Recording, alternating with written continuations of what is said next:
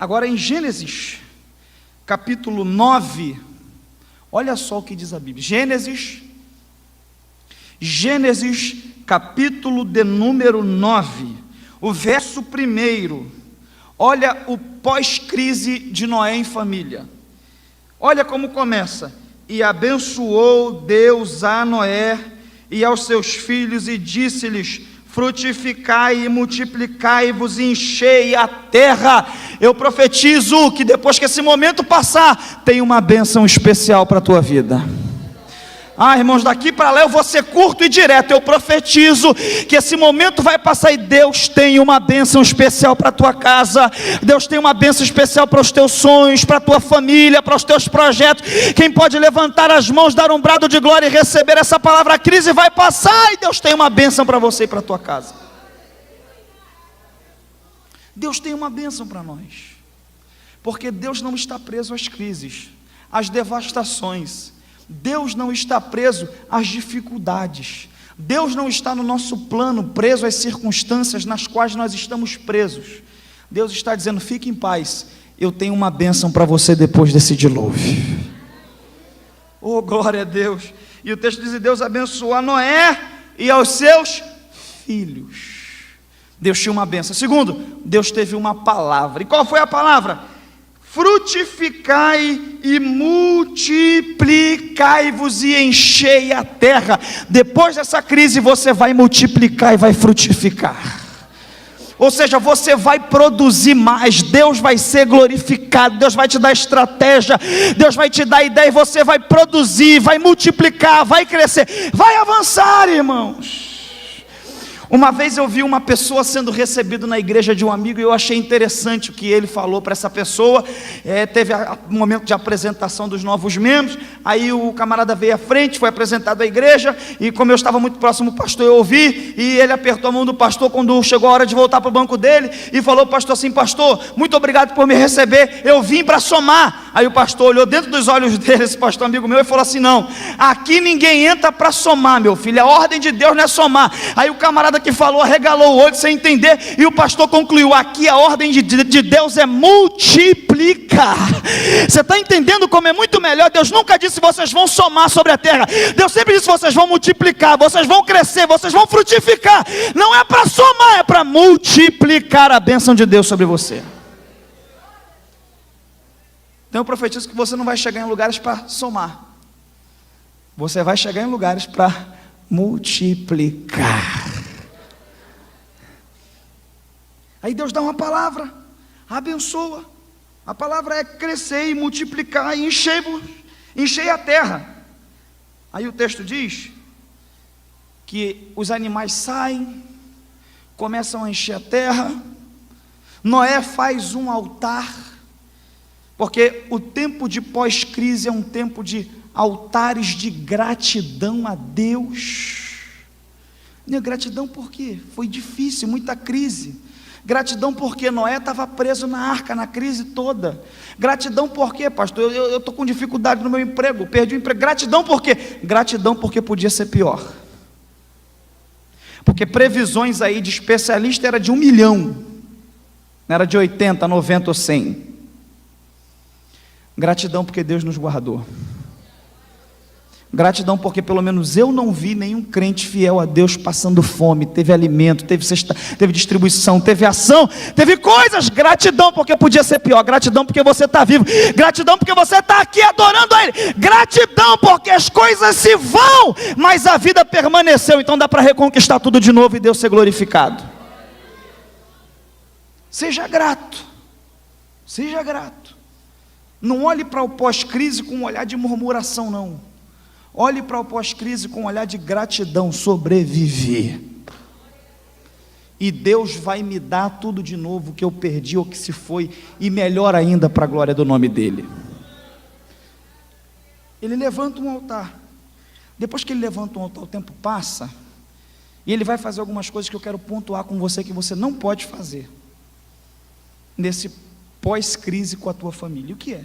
Capítulo 9, verso 20.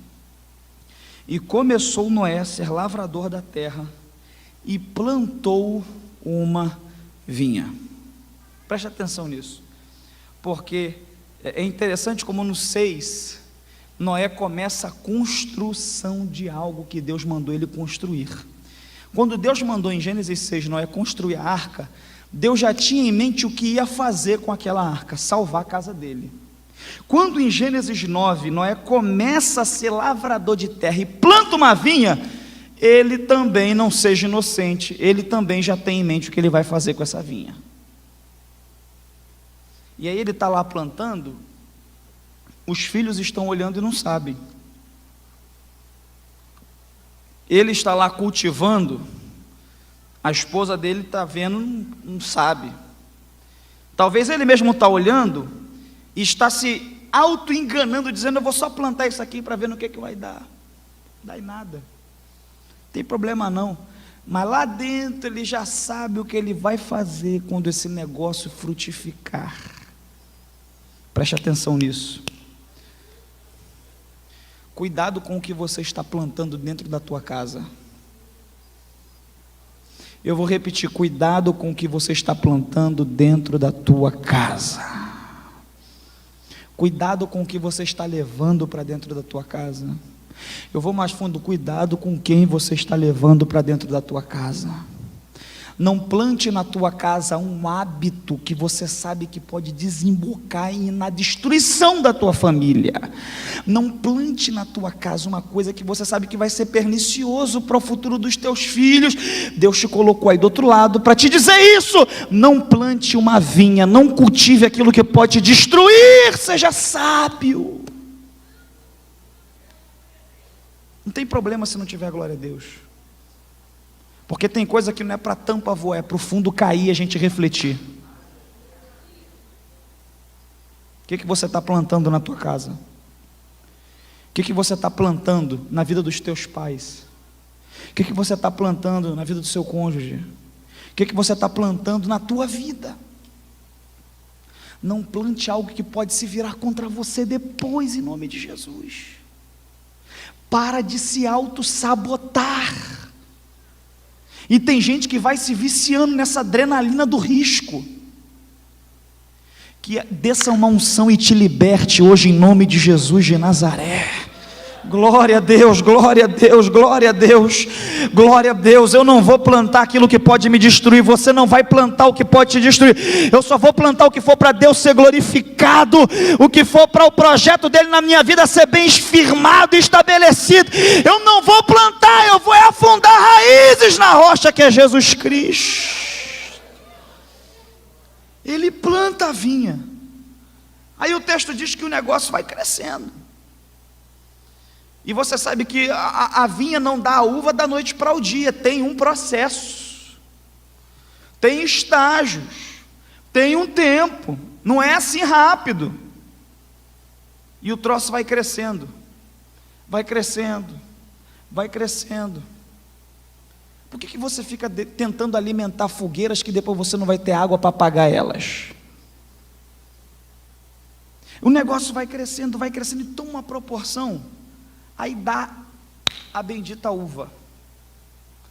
Aí Noé, diz o texto no verso 21, e bebeu do vinho, vírgula, e embebedou-se. Eu vou tratar só da segunda parte. E embebedou-se. O que é isso aqui? Ele não somente tomou o vinho. Não deu uma de sommelier, vou sentir o sabor, não. O texto diz, ele embebedou-se. E o que a gente entende que isso, como que a gente percebe isso um diagnóstico? Como alguém que exagerou. E eu quero tratar, poderia tratar esse texto por vários lados, mas eu quero tratar por esse, que é pertinente para o nosso momento. Porque tem muita gente exagerando.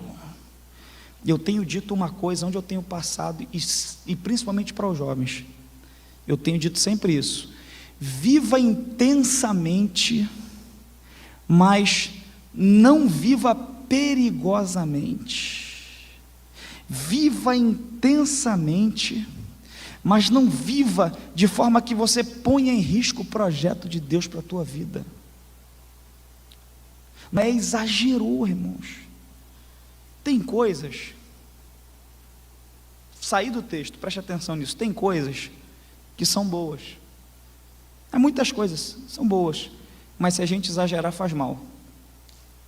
Eu amo um negócio, café. Pensa num ser humano para gostar de café. Toda vez que eu vou no dentista eu tomo uma chamada.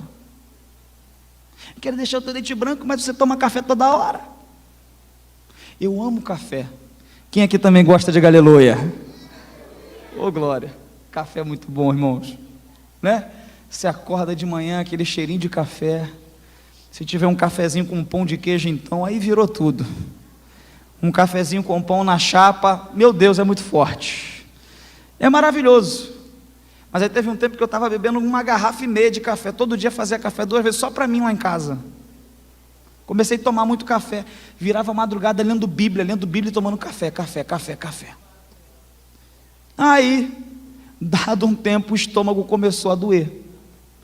E o médico falou comigo: você está se enchendo de café, isso vai fazer mal. E eu disse para ele: não, mas eu vi uma pesquisa que café faz bem, ativa neurônios. Ele falou: mas exagero destrói teu organismo, Bruno. E eu comecei a entender que algumas coisas são boas até certa medida. A diferença entre o veneno e o remédio às vezes é a dosagem. Entendeu? Eu vou repetir, muitas vezes a diferença entre um veneno e um remédio é a dosagem. Na dosagem certa é remédio, é alívio, é bênção, e na dosagem errada é veneno para você. Em nome de Jesus, não seja um exagerado. Não exagere, irmão. Vai devagar em tudo. Um provérbio africano diz assim: não é sábio medir a profundidade de um rio com os 2 pés. Pegou a sacada? Você não pode jogar os 2 pés, não vou ver como é que é fundo. Mede com um pé só. Porque se for acima daquilo que é capacidade sua, força, correnteza e profundidade, você consegue voltar. Não meça a profundidade do rio com os 2 pés. Deus te colocou aí para te dizer: não exagere. Seja equilibrado. O Evangelho aponta para o equilíbrio, irmãos. Sabe, é gente exagerando em tudo. Eu poderia falar aqui até 10 horas, já caminho para encerrar, mas eu poderia falar muito tempo aqui, de gente exagerando com o filho. Ou pai que agride o filho toda hora, maltrata o filho, bate no filho, qualquer coisinha. Ou outros que são lenientes com a criação e está criando um delinquente, está mimando demais o menino já está falando frouxo e continua mimando. Deus te colocou aí para te dizer: não seja exagerado, seja equilibrado. O Evangelho é equilíbrio. Diga glória a Deus se você está entendendo o que Deus está falando. Seja equilibrado, não exagere, irmãos. Eu vou sair, eu tenho que desfrutar, mas vai devagar, porque cartão tem limite e boleto vem. Não exagere. Sabe, irmão, isso aqui é uma receita. Se ninguém aqui fosse crente e só tivesse pessoas não crentes ouvindo isso, elas seriam abençoadas. Porque isso aqui é um código, é uma lição, uma reflexão para a tua vida. Não seja exagerado. Viva intensamente, mas não viva inconsequentemente, em nome de Jesus. Aí ele exagerou. Como ele exagerou, o texto diz que ele se descobriu. Aí o filho mais, um dos filhos, chamado Cão, já não é um nome legal para um personagem, né? Cão, o pai de Canaã, entrou na tenda, viu que o pai estava nu e saiu para fora da tenda. Aí os teólogos divergem sobre o que ele fez, mas no mínimo, ele não acudiu o pai, zombou do pai.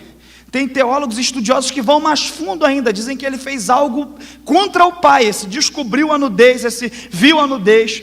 Tem uma conotação sexual, mas eu não vou entrar nisso aqui, porque isso é um debate para um seminário e não para um púlpito. Mas o que eu preciso que você entenda é que ele viu a nudez do pai, pegou aquilo, levou para fora da tenda e saiu espalhando para todo mundo aquilo que tinha acontecido, e não cobriu o pai, não resguardou o pai. E tem muita gente assim, um espírito de cão. Ele vê que algo aconteceu errado, em vez de tentar acertar, ele sai espalhando o que deu errado. Deus não te chamou para ser um cão, Deus te chamou para ser um sem Jafé, que cobre a nudez, que resguarda o outro. Aleluia. Tem gente que tem o espírito de cão, não é do cão, é de cão, uma personagem. Ele viu a nudez e saiu espalhando. Mas tem coisas que não é para falar. Vai edificar? Vai abençoar alguém? Vai ser bênção para a vida de alguém? Então é melhor ficar quieto. Fez alguma coisa para ajudar? Podia fazer?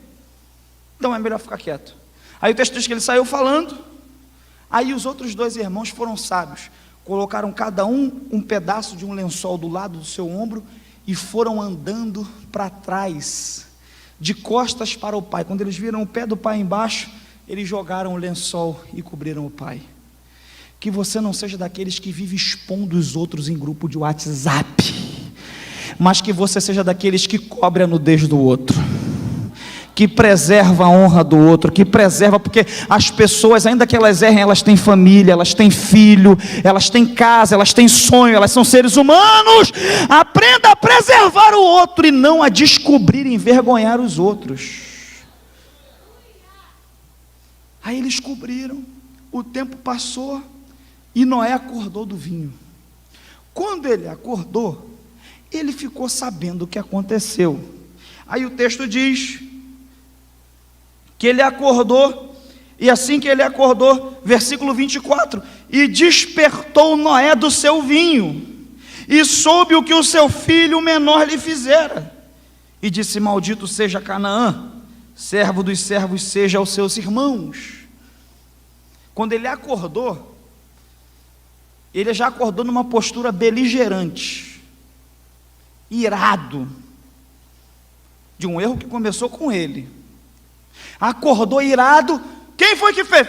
Foi o filho mais novo. Foi ele? Então tá bom. Maldito seja Canaã. 2 coisas aqui. A primeira, Noé foi amaldiçoar o neto. Quem foi que descobriu a nudez? O filho. Foi o filho. Cão. Foi o filho. E quem foi que ele amaldiçoou? O neto, Canaã. 2 coisas aqui. A primeira, por que ele não amaldiçoa direto o cão? Porque no verso 1 o texto diz: abençoou Deus a Noé e aos seus filhos. Então até no erro do cara havia um princípio bíblico que ele não pôde quebrar, porque não dá para você amaldiçoar alguém que Deus já abençoou. Segundo, ele despejou a ira dele em quem não tinha nada a ver com o negócio, o neto. Sabe, irmãos, algumas coisas às vezes vão acontecer e vão deixar a gente irado, porque não existe super-homem, super-crente e super-gueu de Jesus. Mas o que você não pode é ser injusto e despejar a tua ira na pessoa errada. Porque fizeram um negócio ruim contigo no trabalho, você chega em casa e despeja nos filhos. Porque o cônjuge falou algo para você, você vai e despeja no filho. Porque você experimentou algo de um lugar, se for para explodir, explode com a pessoa que fez a maldade contigo, não com quem não tem nada a ver com o negócio. Aí o texto diz, e eu já caminho para encerrar, se alguém puder me ajudar no teclado, o texto diz que ele amaldiçoou o filho.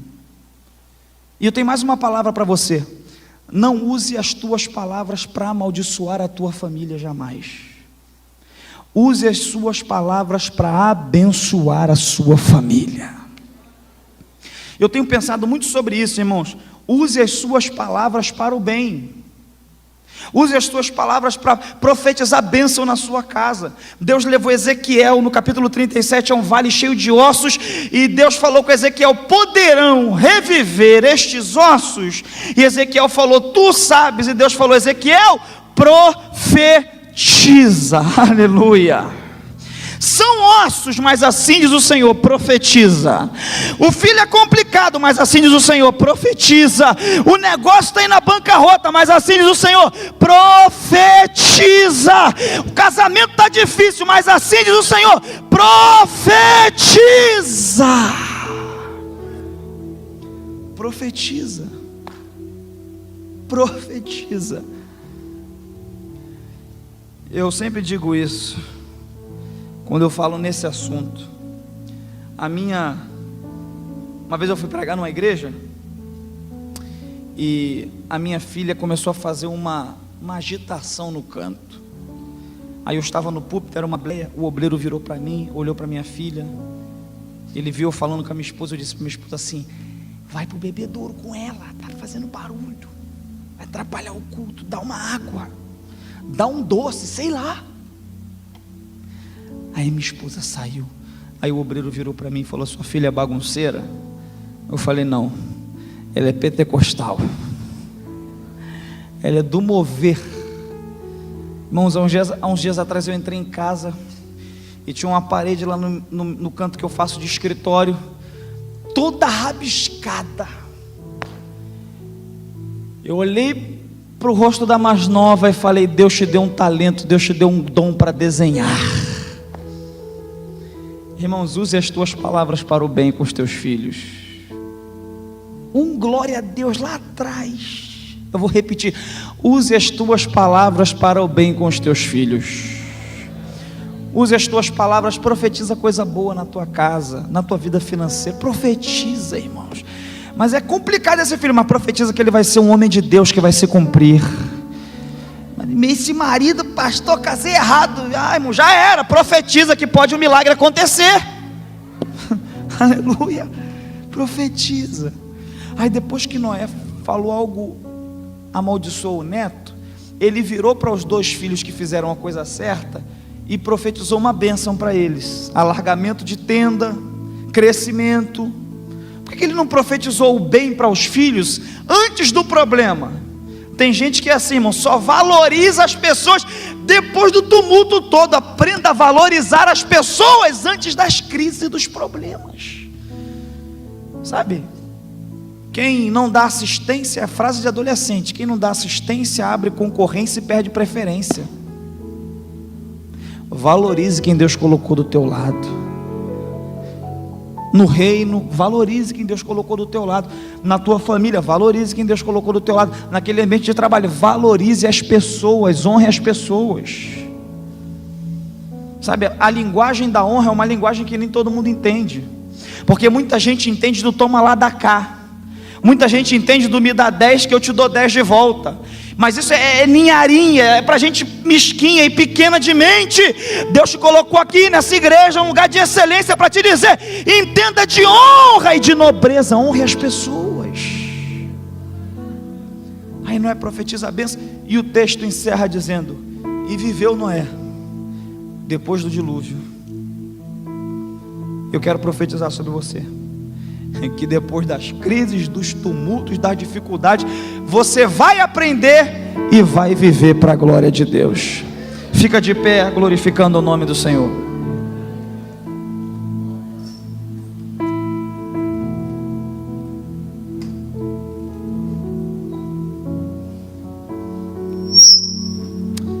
Você vai viver, você vai sobreviver e você vai viver.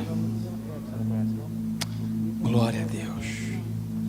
Coloca a mão no seu coração.